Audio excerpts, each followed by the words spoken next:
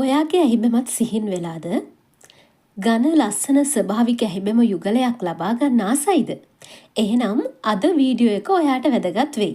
අද අපි කතා කරන්නේ ගෙදර තියෙන ද්‍රව්‍ය වලින්ම ඔයාගේ ඇහිබැම වර්ධනය කරගන්න පුළුවන් සත්කාර කිහිපයක් ගැනයි. එහෙනම් වීඩියෝ එක අවසානය වෙනකම් බලන්න. මුලින්ම අපි කතා කරන්නේ එඬරු තෙල් සත්කාරය ගැන. ඇහිබැම වර්ධනය සඳහා වැඩිපුරම භාවිතා කරන ස්වභාවික ද්‍රව්‍යයක් තමයි එඬරු තෙල් කියන්නේ. එඬරු තෙල් වල ප්‍රෝටීන්, විටමින් E සහ ෆැටි ඇසිඩ් බහුලව අඩංගු වෙනවා. ඒවා කේශ මුල ශක්තිමත් කරලා කේශ වර්ධනයට උපකාරී වෙනවා. ඔබ දන්නවාද? විශේෂයෙන්ම ඇහිබැම වර්ධනය සඳහා නිෂ්පාදනය කරන රසායනික නිෂ්පාදන වලටත් එඬරු තෙල් භාවිතා කරනවා. ඉතින් ඔයාලට පුළුවන් ගෙදර තියෙන එඬරු තෙල් භාවිතා කරලා ඔයාගේ ඇහිබැමේ වර්ධනය සහ ඝනකම උත්තේජනය කරගන්න. එහෙනම් අපි බලමු කොහොමද භාවිතා කරන්න කියලා. මුලින්ම කපු පුළුන් කැබැල්ලකට එඬරු තෙල් ස්වල්පයක් ගන්න. ඉන්පසුව ඇහිබැම මත මෘදුව ආලේප කරන්න. විශේෂයෙන්ම කේශ මූලවලට හොඳින් ගෑවෙන ලෙස ආලේප කරන්න. රාත්‍රියේදී ගාලා පසුදා උදෑසන සෝදා හරින්න. මෙය නිතර භාවිතා කළොත් ඔබේ ඇහිබැම අනිවාර්යයෙන්ම ඝන වී වර්ධනය වෙනවා. ඊළඟට අපි කතා කරන්නේ ඔලිව් තෙල් සත්කාරය ගැන. ඔලිව් තෙල් කියන්නේ කේශ වර්ධනය වේගවත් කරන ස්වභාවික තෙල් වර්ගයක්. ඉතින් මං කලින් සඳහන් කළා වගේම කේශ වර්ධනය සහ ඇහිබැම වර්ධනය කරන නිෂ්පාදන සඳහාද මේ ඔලිව් තෙල් යොදා ගන්නවා. ඉතින් අපි බලමු කොහොමද ඔලිව් තෙල් භාවිතා කරන්න කියලා. මේකට අවශ්‍ය වන්නේ උණුසුම් කරගත් ඔලිව් තෙල්. ඉතින් ඔයාට පුළුවන් හැන්දකට ඔලිව් තෙල් ටිකක් දාලා හැන්ද රත් කරලා මේ ඔලිව් තෙල් ටික රත් කරගන්න. ඊට පස්සේ ඇහිබැම මත විනාඩි 2ක් පමණ මෘදුව ආලේප කරන්න. මේ විදිහට රාත්‍රියේදී ඇහිබැම මත ආලේප කරලා පසුදා උදෑසන සෝදා හරින්න. මෙමගින් ඔයාගේ ඇහිබැම වර්ධනය වඩාත් වේගවත් කරනවා. ඊළඟට අපි කතා කරන්නේ බිත්තර කහමද සත්කාරය ගැන. බිත්තර කහමද තුළ ප්‍රෝටීන සහ කෙරටින් බහුලව අඩංගු වෙනවා.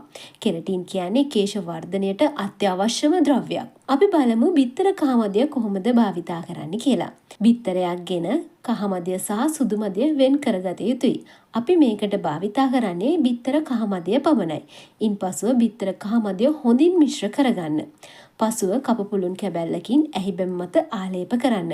විනාඩි 15ක් 20ක් විතර මේ විදිහට ආලේප කරලා සිසිල් ජලයෙන් සෝදා හරින්න. ඉතින් මේ රාත්‍රියේදී කළ යුතු වන්නේ නැහැ. ඔබට දවසේ පහසු වේලාවක මෙය භාවිතා කරන්න පුළුවන්.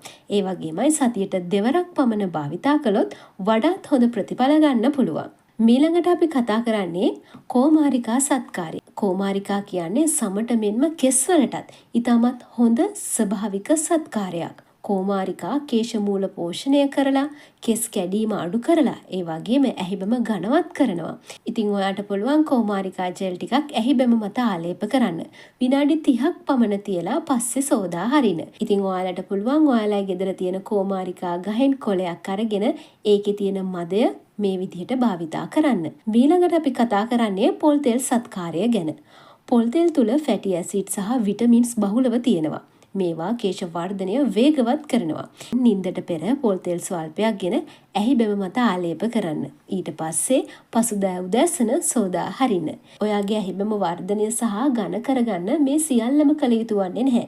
මින් එක් ක්‍රමයක් හෝ කිහිපයක් නොකඩවා සිදු කිරීමයි වැදගත් වන්නේ. ඔබට පුළුවන් ඔබට ගෙදරදීම පහසුවෙන් සොයා ගන්න පුළුවන් අමුද්‍රව්‍ය ඇති ක්‍රම කිහිපයක් භාවිතා කරලා නොකඩවා සිදු කරන්න. මෙම ස්වභාවික ක්‍රම මාස 3ක් වැනි කාලයක් දිගටම කළොත් ඔබට පුළුවන් ඔබේ හීනි වෙලා තියෙන ඇහිබැම වර්ධනය කරගන්නත් ඒවා ඝන බවට පත් කරගන්නත්. මේවා කරන අතරතුර ඔබ අනිවාර්යයෙන්ම ඇහිබැම අධික ලෙස ප්ලක් කිරීමෙන් වළකින්න ඕනි. ඒ වගේමයි ප්‍රමාණවත් ජලය පානය කරන්න ඕනි. පුළුවන් තරම් විටමින් E සහ ප්‍රෝටීන බහුල අඩංගු ආහාර ගන්න ඕනි.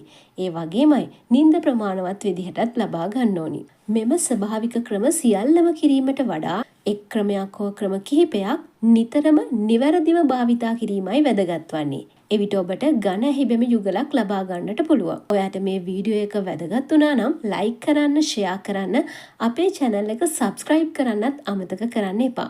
එහෙනම් අපි නැවතත් තවත් ලස්සන වැදගත් වීඩියෝ එකකින් හමු වෙමු. සුබ දවසක්.